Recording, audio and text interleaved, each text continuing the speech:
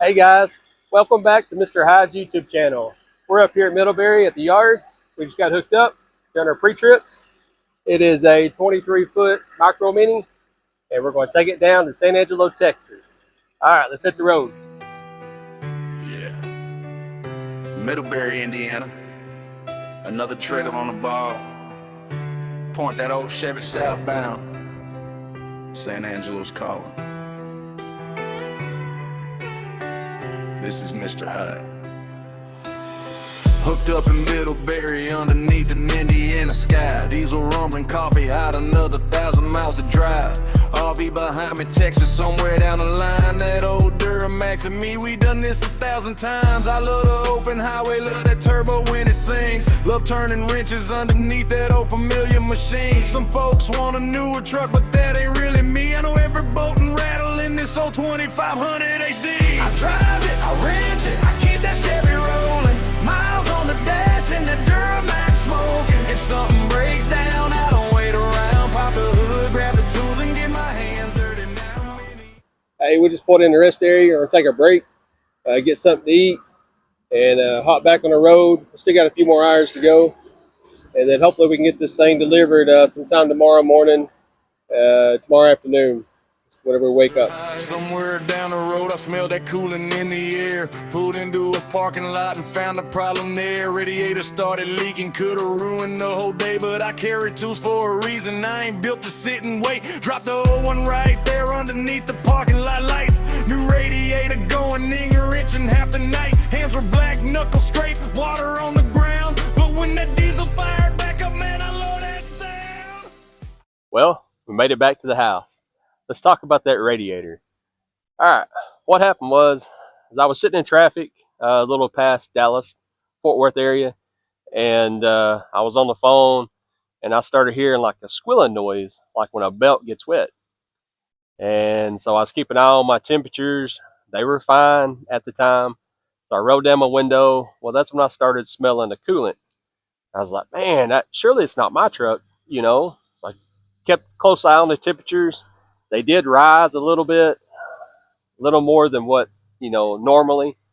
So I Googled the first Walmart I could find. It was about 5-10 miles down the road, and pulled in there. Of course, as soon as I got out of the truck, popped the hood, I seen the coolant and I could smell it. So, yeah. So what happened was I went into Walmart and I got a couple gallons of water and coolant, and to see if I could find the leak. And sure enough, I did. It was coming out the top of the radiator. So I knew instantly I needed a radiator. Well, I Googled O'Reilly's. It was just down the road. So I filled everything up, headed down to O'Reilly's. I bought a new radiator, and then I drove the truck back to Walmart. Then I started tearing it down, and of course, I found out the issue. What happened was, if you're familiar with the Duramax, the LBZs, it's got your upper and your lower fan shrouds, and then you've got like a cage around the fan. Well, that cage has like a rubber, like a seal. It's to seal off all the air coming through the radiator, so you get a good, like a vacuum kind of.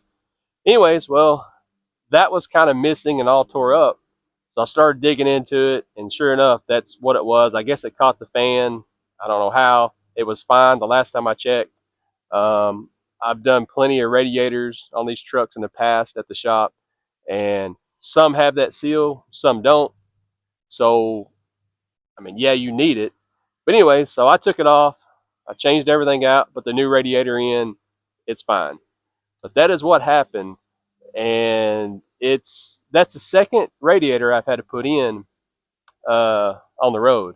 The first one was about 2 years ago in the red Dodge Dually, truck number one, and I done it. I think it was in Wharton, Texas. After I dropped off, I noticed a little pinhole leak, so I changed it that Walmart parking lot.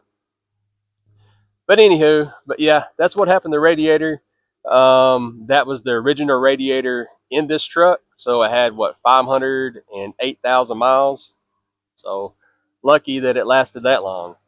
I'm not sure how that rubber seal got ripped or got tore. I don't know if it got hot. I don't know. but somehow the fan caught it. I guess it watered it up, nowhere to go, and it went right into the radiator, and of course it caused a leak. But that's what happened. Here's the good part, though. The cool part is I have a Edge CTS2. I was keeping an eye on my temperatures. Nothing ever got extremely hot. So I can't stress enough on that. You need gauges. If you have an older truck, you need those gauges. These newer trucks, you can actually see the digital readout on the coolant temp, oil temp, whatever. But keep a close eye on temperatures because that can save your engine. If you would have kept going, not paying attention, these have aluminum heads. You can warp a head, bad head gasket, and then you're talking a lot of money if you're away from the house. But luckily, we have a maintenance account. That's another thing. This repair, other than time, it didn't cost me anything.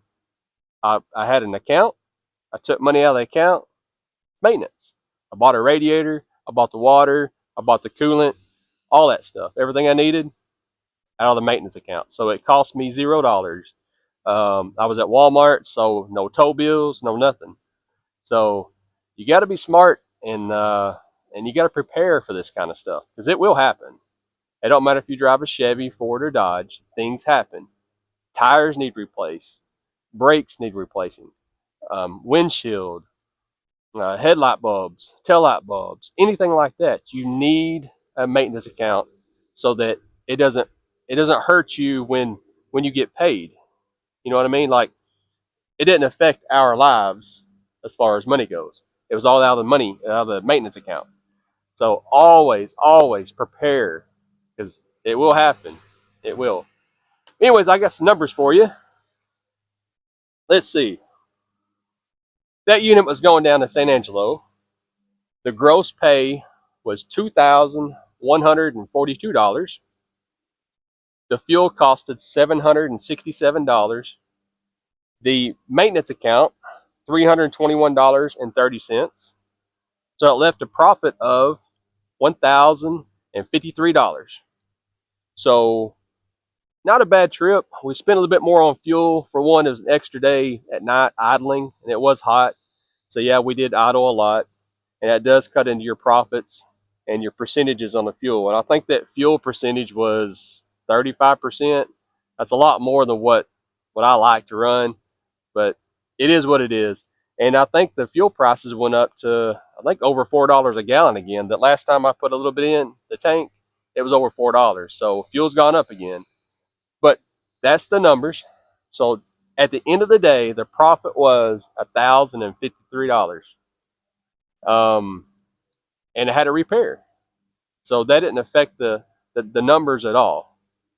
So always prepare. But guys, that was the trip this week. A little crazy. I wish I could have filmed more of me actually repairing and replacing the radiator. But like I said, it's not really stressful, but it's just odd because I'm used to working in a shop and I hate doing stuff at parking lots. So, but I won't get off here, and I'll catch you on the next one, guys. Take care.